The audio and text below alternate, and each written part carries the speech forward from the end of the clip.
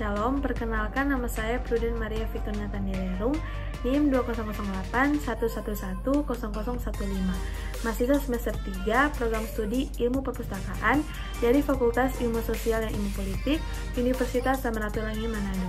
Di video saat ini, saya akan menjelaskan tentang karakteristik, fungsi, dan manfaat terbitan pemerintah dan badan internasional, dan juga terbitan pemerintah dan badan internasional di Perpustakaan Daerah Provinsi Sulawesi Utara.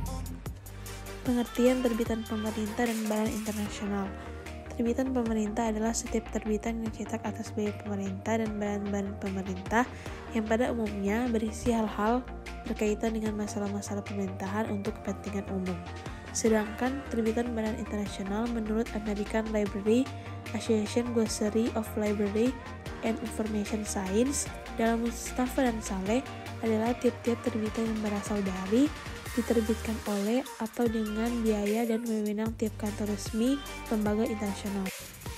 Terbitan pemerintah dapat dilihat dari dua segi, yaitu dari lembaga yang menerbitkannya dan dari segi penggunaannya. Dilihat dari lembaga yang menerbitkannya antara lain adalah lembaga-lembaga resmi yang bernaung di bawah pemerintah, baik pusat maupun daerah seperti Sekretariat Negara, Departemen Pemerintahan, dan termasuk lembaga lain yang bersifat komersial di bawah naungan pemerintah. Sedangkan dari segi penggunaannya, publikasi dan dokumen pemerintah bisa dikelompokkan ke dalam kategori sebagai berikut. Yang pertama, rekaman administrasi negara atau pemerintah. Yang kedua, dokumen penelitian para ahli, termasuk sejumlah data dan statistik yang amat besar nilainya, sampai kepada masalah sains dan bisnis. Yang ketiga, sumber-sumber informasi yang sifatnya umum.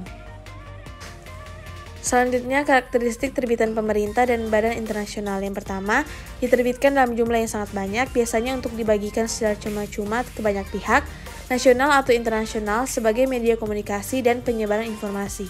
Yang kedua, kebanyakan terbitan jenis ini tidak dikenal secara umum, sangat sedikit judul-judul terbitan itu yang dipublikasikan, sehingga banyak orang yang tidak mengetahui keberadaannya. Yang ketiga, terbitan ini sukar atau tidak mungkin ditemukan di toko-toko buku pada umumnya. Yang keempat, terbitan jenis ini jarang dicakup dalam bibliografi. Selanjutnya kita masuk dalam terbitan pemerintah dan badan internasional di Perpustakaan Daerah Provinsi Sulawesi Utara. Di Perpustakaan Daerah Provinsi Sulawesi Utara ini, ternyata ada jenis terbitan pemerintah dan badan internasional, dan juga masih ada pemustaka yang memanfaatkan terbitan pemerintah dan badan internasional tersebut. Dan terbitan-terbitan tersebut berada di ruangan referensi, jadi tetap masih ada yang menggunakan terbitan pemerintah tersebut.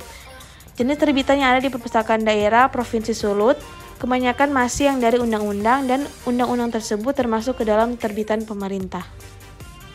Selanjutnya, masalah atau kendala dalam pengelolaan terbitan pemerintah dan badan internasional itu tidak ada, karena pengelolaan terbitan pemerintah dan pengelolaan buku biasa atau buku umum itu sama, hanya saja bentuknya saja yang berbeda dan bentuk katalognya pun berbeda. Karena pada dasarnya terbitan pemerintah tersebut tidak ada pengarangnya.